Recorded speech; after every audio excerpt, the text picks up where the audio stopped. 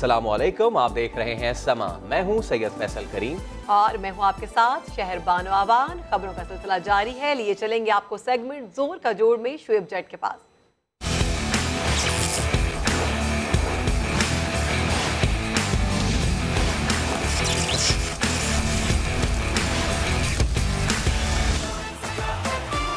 Thank you Sherbano. जोर का जोड़ में पहले आज के मैच की बात करने से पहले हम फहीम अशरफ का जिक्र करते हैं, जिन्होंने कल चैंपियंस होने का सबूत दिया और जिस तरीके से बॉलिंग की और हरीफ टीम को पिछाड़ा, यकीनी तौर पे वो आपके ज़हनों में भी अक्स हो गया होगा, नक्श हो गया होगा। तो फहीम अशरफ की बॉलिंग देखते हैं, उसके बाद बात करेंगे।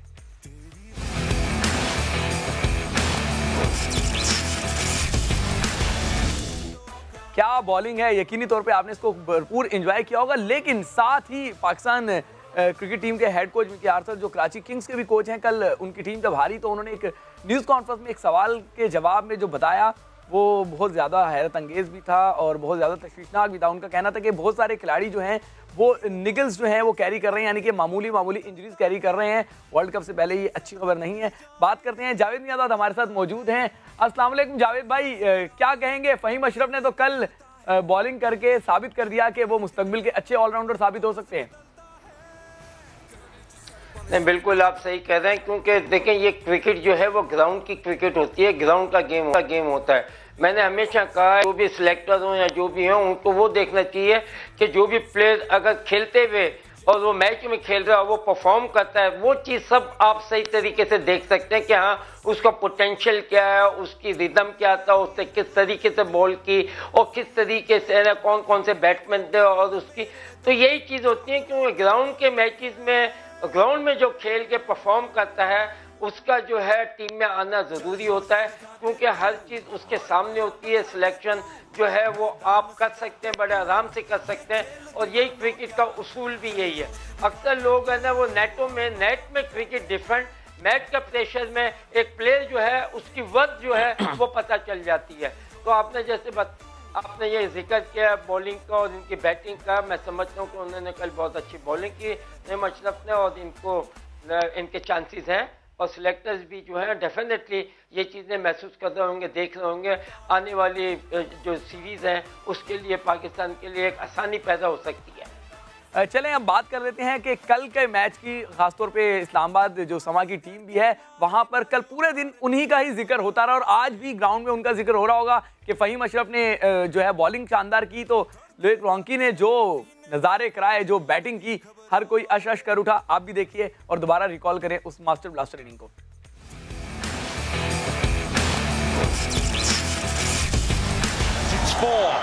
जावेद भाई, लाजवाब इनिंग, 35 गेंदों पर 67 रन की बारी ली, जिसमें 8 चौके और 3 छक्के भी लगाए रॉन्की ने।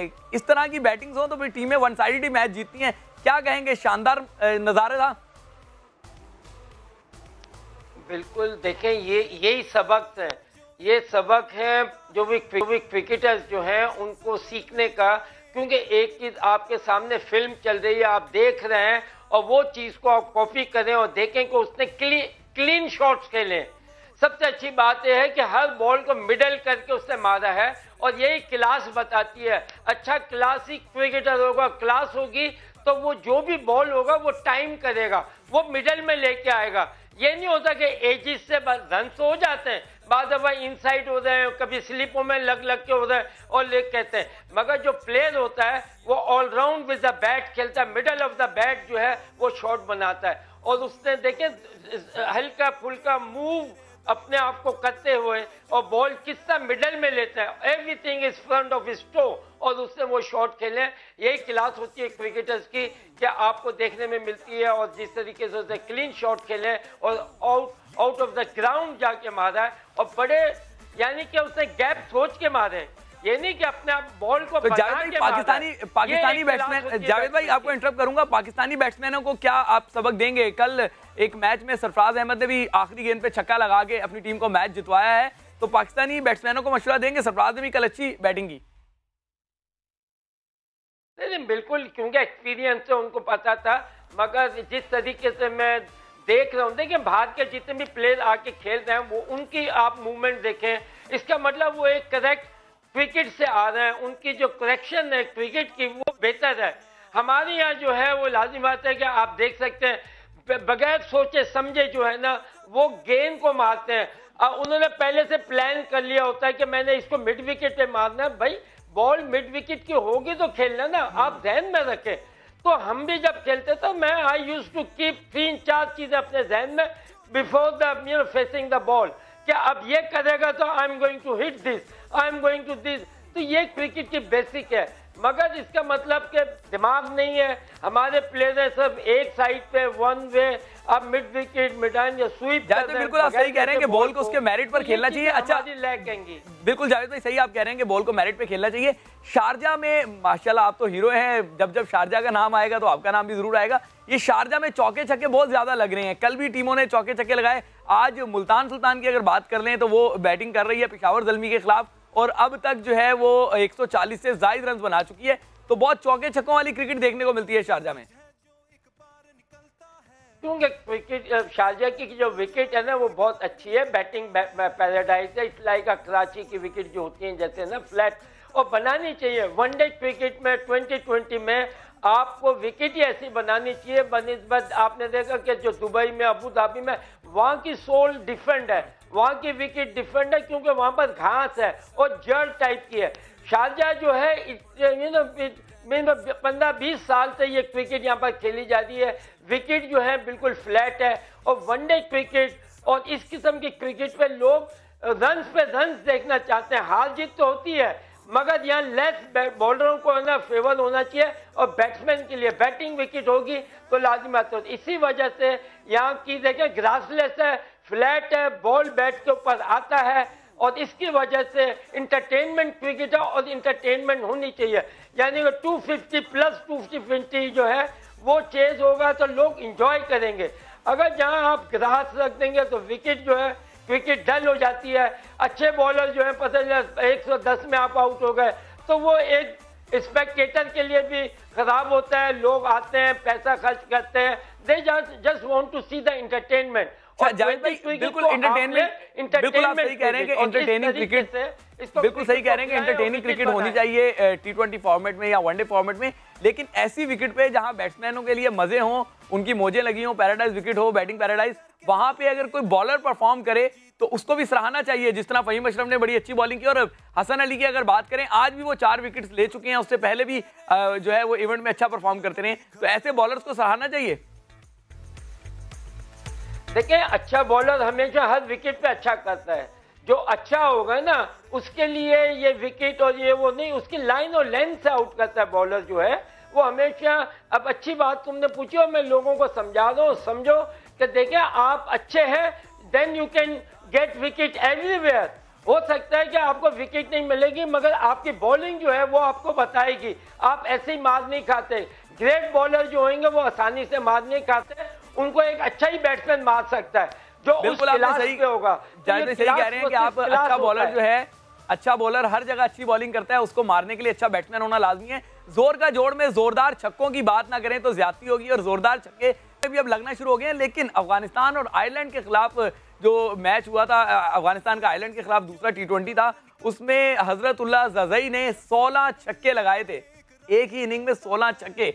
उस रिकॉर्ड्स और जो इनिंग खेली अफगानियों ने उसको एक बैटिंग की झलक देखते हैं, फिर जावेद भाई से बात करेंगे। शानदार इनिंग खेली है अफगानिस्तान के नौजवान बैट्समैन हजरतुल्लाह जज़ई ने। आपने देखा एक दो चीजें देखें उसको नोट करें कि उसने जो भी शॉट खेला है मिडल ऑफ द बैट खेला है और बैट के मिडल में जब भी आता है और इसकी भी एक ट्रेनिंग होती है, एक प्रैक्टिस होती है। अगर कभी वक्त मिलेगा मैं बताऊंगा कि हाँ छक्के चौके जो है वो किस तरीके से रखते हैं और इसकी प्रैक्टिस जो है वो आपको करनी पड़ती है जब जाके है ना आपकी फिर है ना रिदम रहता है, आप रिदम में रहते हैं। हर तरह की प्रैक्टिस होती है, अगर आप उसको अपनाएं तो ये छक्के मारना कोई प्रॉब्लम नहीं है, क्योंकि इसकी भी एक मिडल ऑफ द बैट आप खेलेंगे और शॉट मारेंगे और जो आपके पैड शॉट्स हैं उन्हीं पे आप कंसंट्रेट करेंगे तो आपके हर बॉल छक्के लगेंगे। बाद दफा क्या होता है बैट्समैन जो है वो बॉल नहीं देखता, उसके अंदर देखिए उसकी कैपेबिलिटी और कैपेबिलिटी जो होती है एबिलिटी जो होती है वो वही होती है, मगर वो रॉन्ग बॉल को चूज करता है तो जब उसकी है ना मिस हिट होती है। अगर वो राइट बॉल को चूज करके मारेगा कोई भी बैट्समैन उसको पता होता है, कॉन्फिडेंस होता है, तो उसी के ऊपर जाना चाहिए। तो वही बॉल जो है हमेशा आउट ऑफ द ग्राउंड जाएगी। तो इसकी भी प्रैक्टिस होती है और करनी चाहिए। और इसकी बड़ी आसान आई हो पाकिस्तान के बड़े बड़े कोच बाहर से आए हुए हैं, वो नहीं बताते। इतने बड़े कोचिज पाकिस्तान के आए हुए हैं बाहर से, यही सवाल में वो क्यों नहीं बताते कि हाउ टू गेट। मैं यही पूछना चाह रहा हूं, वो कोचेस नहीं बताते तो आप किसी दिन को टिप्स दें, क्योंकि पाकिस्तान के किसी बैट्समैन ने एक इनिंग में T20 की 9 छक्के भी नहीं लगाए, तो ये तो फिर 16 छक्के एक ही बैट्समैन जो है लगा के चला गया। तो जो खास प्रैक्टिस होती है किसी दिन आप करवाएं ना उनको। देखिए प्यासा कुएं के पास आता है, कुआं प्यासे के पास नहीं जाता। बिल्कुल। तो फिर आप मशवरा देंगे कि भाई है ना? जी भाई तो कोई समझते नहीं है हमारे। देखिए हमारे हम जो क्रिकेटर थे ना, आप बिलीव नहीं करें, जब मैं खेलता था I used to ask everybody, I used to go to everybody. ये कोई जरूरी नहीं है, कोई ना कोई काम की ऐसी बात बताता था। एक अनाड़ी भी बताता था, हमने अनाड़ियों से भी सीखा है। सीखने का क्रिकेट में एवरी डे इज अ सबक है, क्योंकि आप आज 200 कर लें, कल 0 पे आउट हो जाए, इसका मतलब आप 0 पे आ जाते हैं, आपकी औकात 0 की आ जाती है, राइट। तो इसको कंटिन्यूटी जो लाते हैं, जो आप लाते हैं, तो इसका मतलब ये था आंख चुप करके आपका जब तक क्रिकेट खेल रहे हैं आपके पीछे एल लिखा हुआ लर्निंग। अगर इन चीजों के ऊपर कोई भी क्रिकेटर अपना आपको समझ के खेलेगा तो उसका हेड डाउन भी रहेगा, कभी भी उसके कॉलर खड़े नहीं होंगे। और वो हर आदमी से मैं आपको बताता हूँ बिल्कुल हकीकत कि मैंने ऐसे लोगों ने मुझे टिप दी है कि जिनका क्रिकेट से ताल्लुक ही नहीं, मगर उनकी एक बात जो है ना आपने पकड़नी होती है, वो चीजें आपको कहां से कहां लेके गई है। मेरी तो क्रिकेट में यही कि मैं फॉल्टलेस था, मैं अपने आप को जैसा बनाता था, मैं लेफ्ट हैंड भी खेलता था, राइट भी खेलता था, आउट करे कैसे बैट्समैन। तो ये अपने कॉन्फिडेंस, क्योंकि आपको अपना दिमाग जो है ना वो बड़ा चार्ज रखना पड़ता है। यहाँ जो लोग समझते हैं एक इनिंग के बाद बस बन गए प्लेयर, नहीं, ये क्रिकेट ऐसी चीज है, एक दिन रुलाती है और एक दिन हंसाती है। तो इसको बहुत बिल्कुल खामोश होके हर एक से सुनते हुए हमेशा अपने आप को नीचे रखते हुए। जावेद भाई बिल्कुल आप सही कह रहे हैं, बिल्कुल आप सही कह रहे हैं कि सीखने का अमल तो सारी उम्र जारी रहता है और सीखना भी चाहिए। मैं पाकिस्तान क्रिकेट बोर्ड से अपील करूंगा कि आप जावेद मियांदाद की खिदमत लें। मास्टर ब्लास्टर बैट्समैन भी हैं और ग्रेट कोच भी पाकिस्तान के रहे हैं, ताकि हमारे बैट्समैन भी जो है छक्के लगाना जो है वो सीख सके। मॉडर्न डे क्रिकेट में छक्कों की बहुत ज़्यादा ज़रूरत होती है। जावेद भाई अपडेट आपको देता चलूँ कि मुल्तान सुल्तान्स ने 146 रन का हदफ दिया है पेशावर ज़ल्मी को। अब वो बैटिंग करने आएंगे तो शारजा की विकेट आज शुरू में 10 ओवर में ही कोई 90 से ज़ायद रन उन्होंने बना लिए थे। क्या ये हदफ जो है वो सही है या समझते हैं कि मजीद रन इसमें ऐड होने चाहिए थे? बैटिंग मुकम्मल बैटिंग विकेट है। नहीं बिल्कुल आप सही कह रहे हो कि रन ज्यादा होने चाहिए थे ना, क्योंकि 140 तो एक एवरेज है, राइट। शीशा विकेट है, बिल्कुल इतना आसान, इतना मुश्किल नहीं है, इतना मुश्किल नहीं है। और क्योंकि आजकल की क्रिकेट में मैं समझता हूँ 170, 180, 170, 180 एक फाइटिंग स्कोर होता है, क्योंकि इसमें है कि अब आपके ऊपर सारी दारोमदार बॉलर के ऊपर आ गया कि अब वो बॉलिंग किस तरीके से करते हैं और अपनी टीम को किस तरीके से डिफेंड करते हैं। 140 जो स्कोर है वो इतना ज्यादा नहीं है, बिल्कुल 140 में जो स्कोर है वो इतना ज्यादा नहीं है, जावेद मियांदाद का कहना है। लेकिन जो है वो टीमें जो है वो रिस्पॉन्ड करती हैं। हो सकता है मुल्तान सुल्तान्स की जो मजबूत बॉलिंग है वो इस छोटे टोटल को डिफेंड कर सके। अब इम्तिहान है पेशावर ज़ल्मी का। फिलहाल एक ब्रेक लेते हैं, ब्रेक के बाद जब आएंगे तो जोर का जोड़ तो खत्म हो चुका होगा, लेकिन स्टूडियो में आपको ज्वाइन करेंगे फैसल करीम और शहरबानो।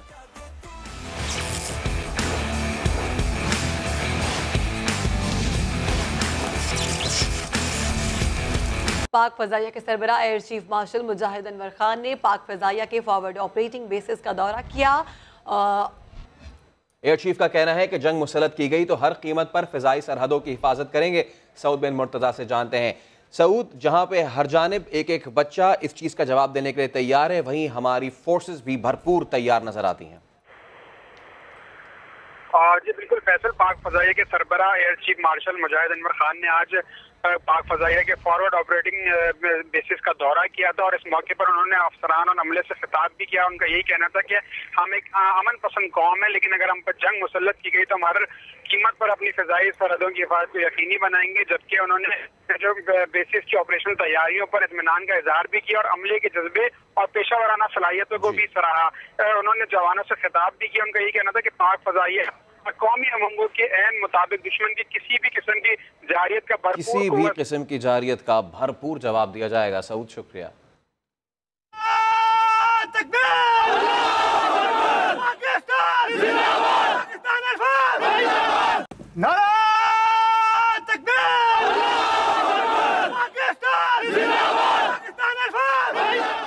वज़ीर ख़ारजा शाह महमूद कुरैशी ने भारत कश्मीर में मज़ालिम का नया सिलसिला रोकने का मुतालबा किया है। कहते हैं मज़ीद फ़ौजियों की तैनाती इशारा है कि मोदी सरकार कश्मीरियों के कत्लेआम की नई मुहिम शुरू करने वाली है। उन्होंने भारतीय दानिश्वरों से भी मुतालबा किया है कि अपनी हुकूमत को पागलपन से रोकें। शाह महमूद कुरैशी ने सरहद पार पैगाम दिया कि पाकिस्तान मुत्तहिद है और कश्मीरियों के साथ खड़ा है, कोई भी मैली आंख से देखने की कोशिश ना करे। 10,000 एडिशनल ट्रूप जो है मकबूजा कश्मीर भिजवाया जा रहा है। पूरे मकबूजा कश्मीर में एक खौफ की फिजा है। लोगों की इमलाक को नजर आतिश किया जा रहा है, लोगों की गाड़ियों को जलाया जा रहा है, लोगों के घरों पर हमले किए जा रहे हैं। जो हुर्रियत की लीडरशिप है उनको देश नकाला दिया जा रहा है। मैं हिंदुस्तान की हुकूमत से उनसे मुतालबा कर रहा हूं, इस जुनून को बंद कीजिए, इस गैर जिम्मेदाराना रवैये को बंद कीजिए और निहत्ते मजलूम कश्मीरियों का कत्लेआम बंद कीजिए। हिंदुस्तान जो वॉर फ्रेंजी क्रिएट कर रहा है, अगर आपका ख्याल है कि हम दबाव में आ जाएंगे, अगर आपका ख्याल है हम मरूब हो जाएंगे, तो यह ख्याल जहन से निकाल दे। पाकिस्तान का बच्चा बच्चा पाकिस्तान के नजरिए की और कश्मीरियों के हक खुद इरादियत की जद्दोजहद में उनके साथ खड़ा है। मैली आंख उठाकर देखने की जुर्रत न कर रहा। अमीर जमात इस्लामी सिराजुल हक कहते हैं कि इंडिया की इतनी औकात नहीं कि पाकिस्तान पर हमला कर सके। उन्होंने हुकूमत से पुलवामा वाक़े के बाद APC ना बुलाने का शिकवा भी कर दिया। मौलाना फजलुर रहमान के एहतजाजी मार्च का साथ देने से मुतालिक वाज़ेह बात करने से गुरेज की।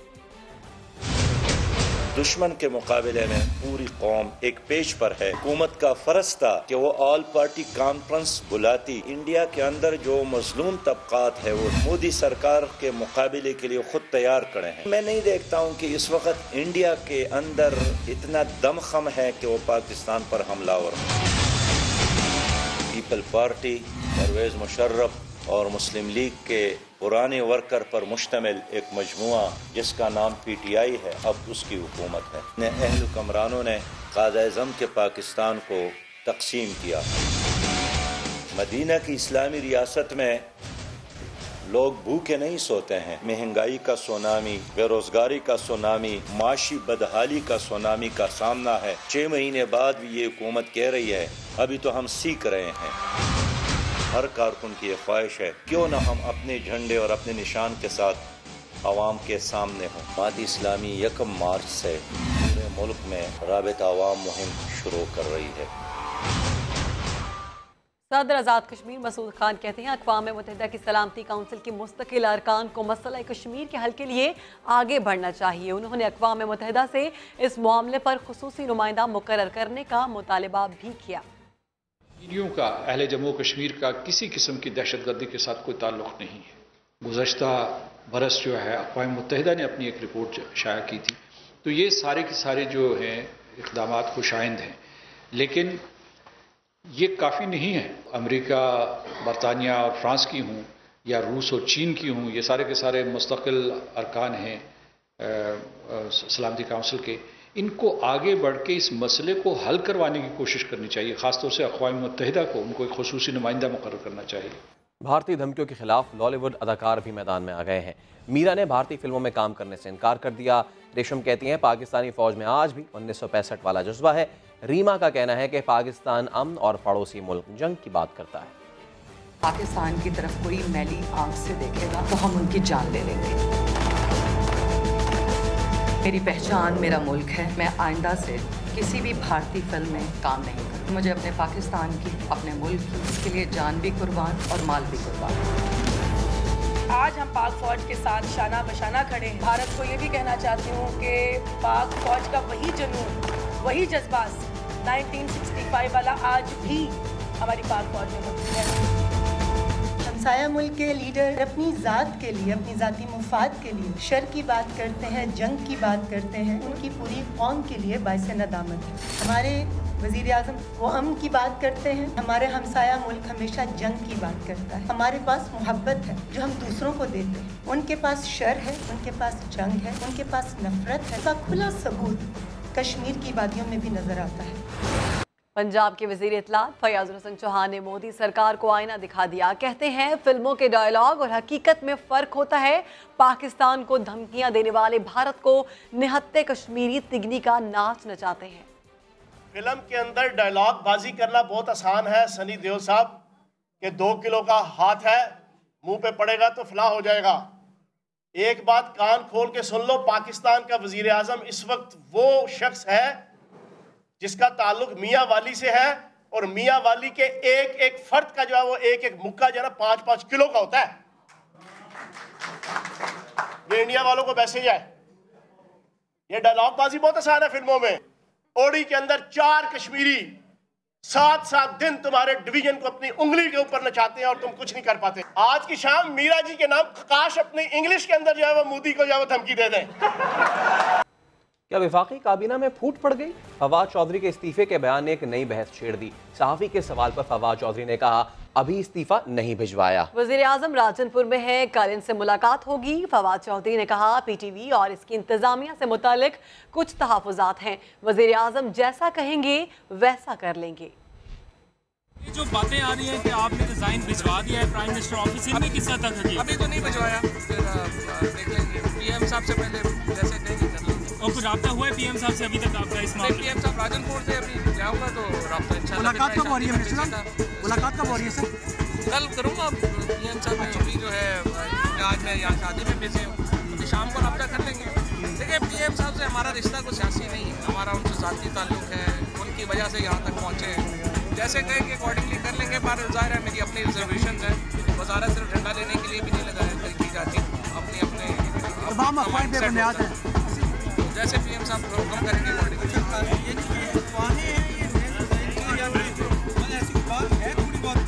मैं ये आपसे कहा कि इख्तलाफात ये जो है मैंने अपनी PTV को लेके, PTV की मैनेजमेंट को लेके मेरे एक इशू है, लेकिन जिस तरह से मैंने कहा कि प्राइम मिनिस्टर साहब से कोई इख्तलाफ नहीं है, लेकिन प्राइम मिनिस्टर साहब के फैसले।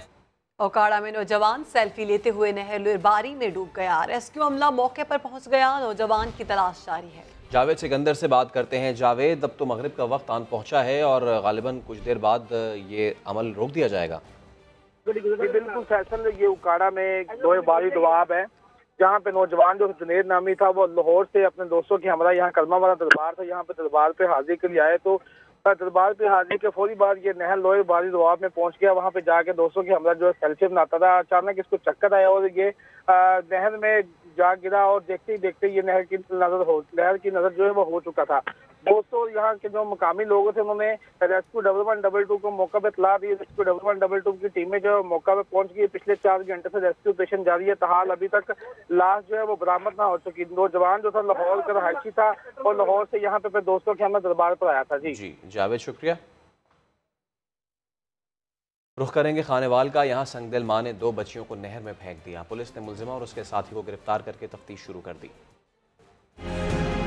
मां की मोहब्बत पर इंतकाम की आग गालिब आ गई। खानेवाल की खातून ने ममता को शर्मा दिया, अपनी ही बेटियों को नहर में फेंक दिया। छपकला में मुलजिमा रुखसाना अपने दोस्त के साथ घर से भागते हुए 3 साला कायनात और 7 साला आयशा को मेल्सी लिंक कनाल में फेंक गई। सफाक माँ को अपने किए पर नदामत नहीं, कहती है शौहर असल जिम्मेदार है। वड्डी बेटी का नाम आयशा, छोटे नाम कायनात फातिमा। 3 बजे मुसाफिर पुल ते पहुंच गया, 4 बजे नहर ते पहुंच गया। पहले आयशा ने नहर सुटिया, फिर कायनात फातिमा ने सुटिया। और जो कुछ भी हुआ हालात की मजबूरी तो मेरे हस्बैंड दी सारी उस दिन ताल की वजह तो मजबूरियां तो मैं कदम उठाया। पुलिस ने मुलजिमा और इसके दोस्त कमर को गिरफ्तार करके मुकदमा दर्ज कर लिया। औरत का ये मौक़िफ़ है कि उससे खामन उसे खर्चे नहीं देता, हालांकि ये झूठ बोलती है। इसका खामन चंद दिन कबल ही सऊदीया से वापस आया है, खाता पीता घर आई, अपने आशना के साथ भागी जा रही थी, तो ये चाहती थी कि इसकी जो खामन की बाकियात हैं उसको ख़त्म कर दे। रेस्क्यू अमले की जानिब से नहर में बच्चियों की तलाश जारी है। राव सुलेमान, समा, खानेवाल। कराची के इलाके लांडी सवाती महल्ले में नाले में गिरने वाला बच्चा 25 घंटे गुजरने के बावजूद ना मिल सका। 12 घंटे तक इलाका मकीन अपनी मदद आपके तहत तलाश करते रहे। शाहनवाज अली कादरी से बात करते हैं। शाहनवाज, बताइए, अब भी इसको ढूंढा जा रहा है? देखिए फैसल, मैं इस वक्त मौजूद हूँ शेरबाग कॉलोनी सवाती मोहल्ले में है, जहाँ गुज़िश्ता रोज़ जो है 10 साला जो है मोहम्मद आरिफ जो है इन नाले में गिरा था। बरसाती ये नाला है, तकरीबन जो है ये 4 या 4:30 बजे के करीब गिरा था। अब 24 घंटे से ज़ायद होने वाले हैं, अब तक जो है बच्चे की तलाश नहीं की जा सकी है। मशीनरी यहाँ पर मौजूद है, मेरे कैमरा मैन अगर सनाउल्लाह आपको दिखाएं तो आपको नज़र आ रहा होगा कि यहाँ पे हैवी मशीनरी काम कर रही है, लेकिन अब तक जो है कोई यहाँ पे कामयाबी नहीं मिली है। यहाँ के मकी कहते हैं कि इब्तिदाई तौर पर इन्होंने खुद ही अपने तौर पर ढूंढने की बहुत कोशिश की, सरकारी अमला बहुत देर से आया और अब जो है रात होने वाली है, यहाँ पर कोई लाइट का इंतजाम भी नहीं है और यहाँ पे जो है दीगर जो है सियासी रहनुमा तो आए थे। पीटीआई की जानिब से जो है यहाँ पर कैंप भी लगाया गया है, ताहम जो है अब तक कोई कामयाबी नहीं मिल सकी है। कैंप लगाए जा रहे हैं, लेकिन खास रोशनी का इंतजाम नहीं है कि जो रात में भी तलाश की जा सके। शाहनवाज, शुक्रिया।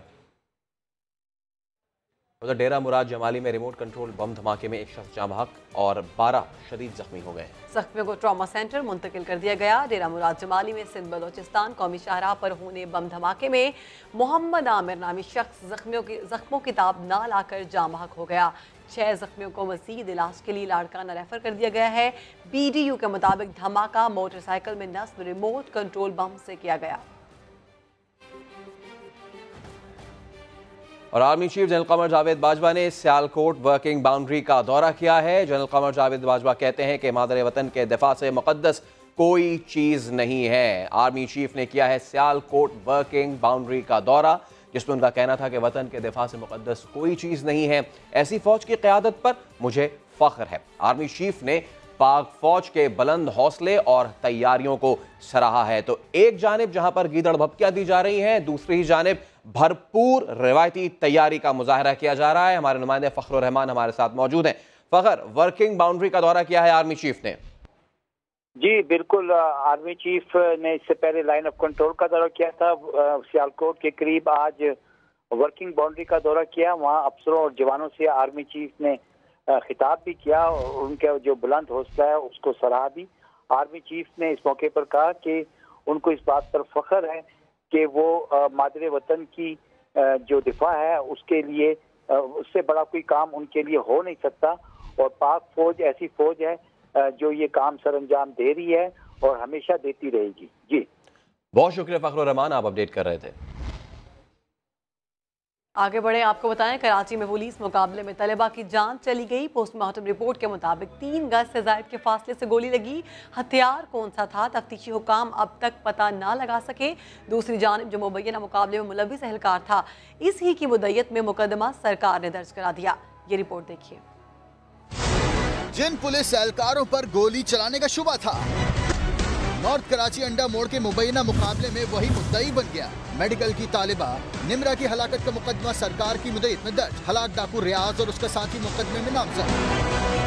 FIR के मतन के मुताबिक पुलिस को बाद में मालूम हुआ कि वाकये में जख्मी होने वाली लड़की दम तोड़ गई। FIR के मुताबिक पुलिस ने 9:15 बजे मोटरसाइकिल सवार मशकूक अफराद को रुकने का इशारा किया। न रुकने पर उनका पीछा किया गया। अंडा मोड़ पर मुलजिमान ने फायरिंग की। जवाबी फायरिंग में एक हलाक और एक जख्मी हालत में गिरफ्तार कर लिया गया। मुकाबले में एहलकार अदनान ने 6 और हसन अली ने 5 गोलियां चलाई। मुकदमे में दहशतगर्दी, कत्ल, इक़ामे कत्ल और पुलिस मुकाबले की दफात शामिल की गई हैं। दूसरी जानिब निम्रा की पोस्टमार्टम रिपोर्ट के मुताबिक मकतूला को 3 गज से ज़ायद के फासले से गोली लगी। निम्रा को 10:21 पर जिना अस्पताल लाया गया। मकतूला के सर के सीधे हिस्से पर 2.5 सेंटीमीटर का गहरा जख्म आया। हथियार कौन सा था, छोटा या बड़ा, अब तक वाज़ेह न हो सका। मुबैना पुलिस मुकाबले में जाँ बहक निम्रा को इंसाफ दिया जाए। ट्विटर पर मुतालबात आने लगे। ब्लेम गेम भी शुरू हो गया। MQ अमर पीपल्स पार्टी के रहनुमा आमने सामने आ गए। कराची की बेटी निम्रा को इंसाफ दिया जाए, सोशल मीडिया पर ट्रेंड बनने लगा। निम्रा के घर पर ताजियत करने वालों की आमद का सिलसिला भी जारी है, मगर ट्विटर पर तो ब्लेम गेम भी शुरू हो गया है। ख्वाजा इजहारुल हसन ने कराची पुलिस और सिंध हुकूमत की कारकर्दगी पर सवाल उठाए और कड़ी तनकीद की। इसे सिस्टम की नाकामी करार दिया। हुकूमत रियासत में कोई भी हुकूमत में किसी भी शख्स के साथ ज्यादती हो, उसका इजाला गवर्नमेंट को करना है। और फाइटी के ऊपर ये नौजवान पुलिस एहलकार जो अनट्रेन्ड हैं, इनको यही नहीं पता कि पब्लिक के अंदर इस तरह अंधाधुंध फायरिंग नहीं की जाती। मुर्तजा वहाब ने भी जवाबी ट्वीट कर दिया, कहा निम्रा के मामले पर सियासत से गुरेज किया जाए। जब सवाल उठाया है तो बताया जाए कि अब्बासी शहीद अस्पताल में निम्रा का इलाज क्यों नहीं हुआ। इसका जवाब मेयर कराची से लेना चाहिए। नुसरत सहर अब्बासी निम्रा के घर पहुंची और लाभाईकीन से ताज़ियत की। निम्रा माँ बाप की वो मासूम बच्ची जो उसके जो आंखों में ख्वाब थे, वो ख्वाब चिकनाचूर कर दिए गए। वजीर बल्दियात सिंध सईद गनी भी निम्रा के घर आए और निम्रा के घर वालों को यकीन दिलाया कि वाकये में जो भी मुलविस होगा करार वाक़ई सजा दी जाएगी। वज़ीर आज़म इमरान खान का भारतीय हममनसिब के बयान पर दबंग रद्द अमल। इमरान खान पुलवामा वाक़े पर अपने मौक़िफ़ पर डट गए, भारत काबिल अमल सबूत फराहम करे। वज़ीर आज़म ने कहा सबूतों पर पाकिस्तान फौरी कार्रवाई करेगा और ये भी कहा कि दिसंबर 2015 में मोदी से मुलाकात में गुर्बत के खात्मे पर इत्तेफाक हुआ था। आपको बताएं कि वज़ीर आज़म इमरान खान भारतीय हममनसिब के बयान पर दबंग रद्द अमल उनका सामने आया है। इमरान खान पुलवामा वाक़े पर अपने मौक़िफ़ पर डट गए और भारत काबिल अमल सबूत फराहम करें। उनका ये कहना था सबूतों पर पाकिस्तान फौरी कार्रवाई करेगा। दिसंबर 2015 में मोदी से मुलाकात में गुर्बत के खात्मे पर इत्तेफाक हुआ था, ये कहना है वज़ीर आज़म की जानिब से। आपको बताएं वज़ीर आज़म का भारतीय हममनसिब के बयान पर दबंग रद्द अमल सामने आया है और उन्होंने रद्द अमल देते हुए ये कहा कि इमरान खान पुलवामा वाक़े पर अपने मौक़िफ़ पर डट गए, भारत काबिल अमल सबूत फराहम करे, सबूतों पर पाकिस्तान फौरी कार्रवाई करेगा, ये भी उनका कहना था। और दिसंबर 2015 में मोदी से मुलाकात में गुर्बत के खात्मे पर इत्तेफाक हुआ था। इसी पर बात करेंगे, हमारे साथ मौजूद हैं नुमाइंदे समा अब्बास शबीर। अब्बास, बताइएगा मज़ीद क्या कहना था वज़ीर आज़म का?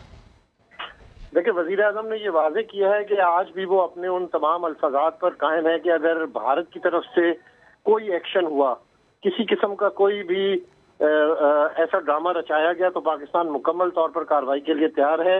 ये उन्होंने रद्द-ए-अमल दिया है नरेंद्र मोदी के बयान पर और ये कहा है कि मैंने अपना पुलवामा वाक़े से मुतालिक अपना मौक़िफ़ है, उस पर मैं बिल्कुल कायम हूँ। भारत काबिल अमल सबूत फराहम करे तो पाकिस्तान फौरी तौर पर कार्रवाई करेगा। दिसंबर 2015 का इमरान खान ने हवाला दिया और कहा है कि 15 में मोदी से मुलाकात में गुर्बत के खात्मे पर इत्तेफाक हुआ था। किसी दहशतगर्द कार्रवाई की हालत में अमन की। बहुत शुक्रिया अब्बास, आप हमें अपडेट कर रहे थे वज़ीर आज़म का भारतीय हममनसिब के बयान पर दबंग जो जवाब सामने है उस हवाले से आपने हमें बताया। कराची वालों के लिए अच्छी खबर, ज़्यादा बारिशों से हब डैम भर रहा है। औरंगी, बल्दिया, इत्तेहाद टाउन और ज़िला वस्ती के इलाकों को डैम से पानी दिया जाएगा। अब से कुछ देर कबल समा के नुमाइंदे खुर्शीद आलम ने वहाँ क्या देखा, आप भी देखिए। जी हाँ बिल्कुल, अब ज़िला वस्ती और ज़िला गरबी के 50 लाख से ज़ायद मकीन पानी को नहीं तरसेंगे क्योंकि हब डैम भर चुका है। और हमारे कैमरामैन एम कामरान आपको दिखाएंगे कि हब डैम में इस वक्त 299 फुट के लगभग पानी मौजूद है। हब डैम के कैचमेंट एरिया में हालिया बारिशों की वजह से पानी की बहुत बड़ी मिकदार यहाँ जमा हो चुकी है, ये झील भर चुकी है। वरना से 3 से 4 साल पहले जब हम लोग यहाँ पर आए थे, यहाँ नमाज इस्तिस्का का एहतमाम किया गया था ताकि बारिशें हों और डैम भर सके। उस वक्त ये डैम बिल्कुल खाली हो चुका था, हम नीचे तह तक चले गए थे, लेकिन इस वक्त 299 फुट पानी जमा हो चुका है हब डैम में। और वाटर बोर्ड के ज़राए का ये कहना है कि ज़िला गरबी और ज़िला वस्ती को अब आइंदा 1 साल के लिए पानी फराहम किया जा सकेगा। जी अल-अज़ीज़िया रेफरेंस में मियाँ साहब की सज़ा मुअत्तल होगी या नहीं, फैसले में बस 1 दिन बाकी है। इस्लामाबाद हाई कोर्ट फैसला पीर को सुनाएगी। सुहेल रशीद की रिपोर्ट। कोट लखपत के कैदी साबिक वजीर आजम जेल में रहेंगे या इन्हें आजादी मिलेगी, मियाँ साहिब की किस्मत के फैसले का वक्त करीब आ गया। अल-अज़ीज़िया स्टील मिल्स रेफरेंस में तिब्बी बुनियादों पर सजा मुअत्तली का फैसला इस्लामाबाद हाई कोर्ट के जस्टिस आमिर फारूक और जस्टिस मोहसन अख्तर कियानी पर मुश्तमिल 2 रुकनी डिवीजन बेंच पीर को दिन 12 बजे सुनाएगा। अदालत ने फरीकैन के दलाइल मुकम्मल होने पर 20 फरवरी को फैसला महफूज किया था। नवाज शरीफ के वकील ख्वाजा हारिस ने मौक़िफ़ इख्तियार किया था कि बीमारी का मामला संजीदा है। उन्होंने सब जेल के माहौल को असाबी तनाव का बायस और बीमारियों की असल वजह भी करार दिया था। दूसरी तरफ नैब की जानिब से नवाज शरीफ की दरख्वास्त नाकाबिले समाअत करार देने की इस्तदा की गई थी। नवाज शरीफ ने अल-अज़ीज़िया रेफरेंस में सजा मुअत्तली के लिए 1 जनवरी को अदालत आलिया से रजू किया था। बाद में मेरिट पर दायर दरख्वास्त वापस लेते हुए तिब्बी बुनियादों पर सजा मुअत्तली की दरख्वास्त दायर की थी। मरियम नवाज इस्लामाबाद हाई कोर्ट का फैसला नवाज शरीफ के हक में आने पर पुरुमीद हैं। कहती हैं बहुत उम्मीद है, अल्लाह खैर करेंगे। जनाज़ा अस्पताल आमद पर सहाफ़ियों ने नवाज शरीफ के इलाज पर अखराजात का सवाल भी पूछा। जवाब में बोली, इमरान खान ने कभी सच नहीं बोला। कल के फैसले के हवाले से क्या तवक्को करेंगे? पूरी उम्मीद है इंशाल्लाह खैर होगा। पेशावर की दुखियारी माँ 2 बेटियां खोने के बाद बेटे की जिंदगी के लिए मदद की भीख मांगने पर मजबूर हैं। साद बिन उवैस की रिपोर्ट। गुर्दों के मर्ज में अपनी 2 बेटियां हिरा और आसमा को खो देने वाली ये है वो माँ जिसका अब तीसरा बच्चा भी गुर्दे के मर्ज में मुब्तला हो चुका है। बच्चों के इलाज पर तमाम जमा पूंजी लुटा दी। अब तीसरे बच्चे की जिंदगी बचाने के लिए इसके पास कुछ नहीं बचा। मेरी हुकूमत से यही दरखास्त है, इमरान खान साहब से भी है कि हमारे पास अब कुछ भी नहीं है। हमने जो कुछ कमाया, मेरे 25 साल सिलाई का काम किए और अपने बच्चों को पाला है, बस अब हिम्मत नहीं है। 19 साल हमजा अपनी बीमारी की वजह से हर दूसरे रोज डायलिसिस की तकलीफ से गुजर रहा है। 2 दिन बाद डायलिसिस के लिए जाता हूँ, बहुत ज़्यादा तकलीफ़ होती है। कल भी मैं डायलिसिस के लिए गया था, शाम को जब आया हूँ तो बहुत तकलीफ़ हो रहा था। नज़ाकत के बच्चे 15 साल की उम्र में इस बीमारी का शिकार होते हैं और 25 साल तक ही जिंदा रह पाते हैं। हमजा की 2 बहनें इस बीमारी के खिलाफ अपनी ज़िंदगी की बाजी हार गई, मगर हमजा अभी भी इस बीमारी के खिलाफ जंग लड़ रहा है। कैमरामैन असद अली के साथ साद बिन उवैस, समा, पेशावर। दीगर खबरें शामिल करेंगे। आपको बताएं, सवात के बड़ा इलाकों में बर्फबारी थम गई, लेकिन जिंदगी अब तक मुंजमद है। सड़कें बंद होने के बायस अवाम मुश्किलात का शिकार है। सैयद शहाबुद्दीन आपको रिपोर्ट करेंगे। बालाई इलाकों में कई रोज तक जमकर बर्फ पड़ी, इतनी के जिंदगी को जमा कर रख दिया। बंद सड़कें खोलने के लिए मशीनरी मौजूद नहीं, ट्रैक्टर से बर्फ हटाने की कोशिशें नाकाम रही। अब गाड़ियों पर सफर नहीं किया जा सकता। सारा मुश्किलात है, न गाड़ी जा रहे है, न ऐसा पैदल जा रहे है, बहुत मुश्किल है इधर। मालम जब्बा जाने वाले सयाहों को भी मुश्किलात का सामना करना पड़ा। कुछ ने सफर जारी रखा, कोई हिम्मत हार कर वापस लौट गया। हम बहुत मुश्किल से यहाँ पे आए और आगे जाना बहुत मुश्किल है। अभी ये गाड़ी का गिराने का खतरा है, इंसान की जान का भी खतरा है, इसलिए कि रोड खराब है। बालाई इलाकों में टायरों को जंजीरें बांधने के बावजूद गाड़ियों का चलना मुश्किल है। बर्फबारी के बाद मालम जब्बा रोड से बर्फ न हटाने के बायस न सिर्फ ट्रैफिक जाम मामूल बन गया है, बल्कि इस पर सफर करना भी इंतहाई खतरनाक है। कैमरामैन फरजुंद अली के साथ सैयद शहाबुद्दीन, समा, मालम जब्बा, स्वात। हर खबर के लिए विजिट कीजिए हमारी वेबसाइट sama.tv। इसके अलावा आप हमें फेसबुक और ट्विटर पर भी ज्वाइन कर सकते हैं। कुछ देर में हाजिर होंगे हेडलाइंस के साथ। आप देखते रहिए समा।